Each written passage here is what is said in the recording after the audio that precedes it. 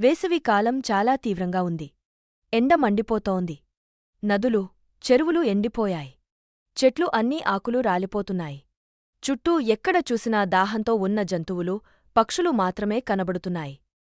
ఒక కాకి ఆకాశంలో ఎగురుతూ దాహం తట్టుకోలేకపోతోంది. దాని గొంతు పొడిగా మారింది, శరీరానికి బలం తగ్గింది. ఎంతసేపటినుండో నీటి కోసం వెతుకుతూ ఉంది. ఎక్కడా నీరు కనిపించలేదు. కాని అది ఆశను వదులుకోలేదు. కొన్ని గంటలపాటు ఎగిరిన తర్వాత ఒక్కసారిగా అది ఒక పెద్ద చెట్టు నీడలో మట్టికుండను చూసింది. ఆశతో ఆనందంగా గాల్లోనుంచి కిందికి దిగింది. కాకి ఆశగా కుండ దగ్గరకు వెళ్లి లోపల చూసింది. అందులో కొద్దిగా నీరు మాత్రమే ఉంది. కాని ఆ నీరు చాలా లోపలికి ఉంది. కాకికి తాగడానికి ఆ నీరు అందలేదు.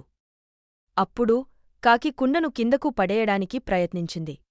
కాని కుండ చాలా బరువుగా ఉంది. అది కదల్లేదు. కాకికి మరింత నిరాశ కలిగింది. నిరాశ చెందిన కాకి కొద్దిసేపు అలసిపోయి పక్కన కూర్చుంది. అప్పుడే అది కుండ చుట్టూ చిన్న చిన్న రాళ్లు ఉన్నాయని గమనించింది. ఒక్కసారిగా ఆ కాకికి ఒక తెలివైన ఆలోచన వచ్చింది. రాళ్లు కుండలో వేస్తే నీరు పైకి వస్తుందేమో అని అనుకుని కాకి ఒక చిన్న రాయిని తన ముక్కుతో పట్టుకుని కుండలో వేసింది. నీరు కొంచెం కదిలింది. కాకికి ధైర్యం వచ్చింది. కాకి ఒక్కొక్క రాయిని ముక్కుతో పట్టుకుని కుండలో వేస్తూ ఉంది. నీరు పైకి రావడం గమనించింది. నా ఈ ఆలోచన పనిచేస్తున్నట్టే ఉంది అని అనుకున్నది. కొంత సమయం తర్వాత నీరు పైకి వచ్చింది. కాకి చాలా సంతోషించింది. కాకి తన ముక్కు కుండ లోపల పెట్టి నీరు తాగడం మొదలుపెట్టింది.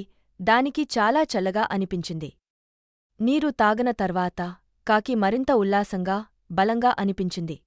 ఇది తన తెలివితేటల వల్లే సాధ్యమైంది అని కాకి అర్థం చేసుకుంది. తన దాహం తీరిందని సంతోషంగా కాకి చివరిసారి కుండను చూసింది. తన తెలివితో సమస్యను పరిష్కరించుకున్న ఆనందంతో అది ఆకాశంలోకి ఎగిరింది. ఈ కథ మనకు చెప్పే నీతి ఏమిటంటే, ఏదైనా సమస్య ఎదురైనప్పుడు కష్టపడి బుద్ధితో పరిష్కారం కనుగొంటే విజయం తప్పక వస్తుంది.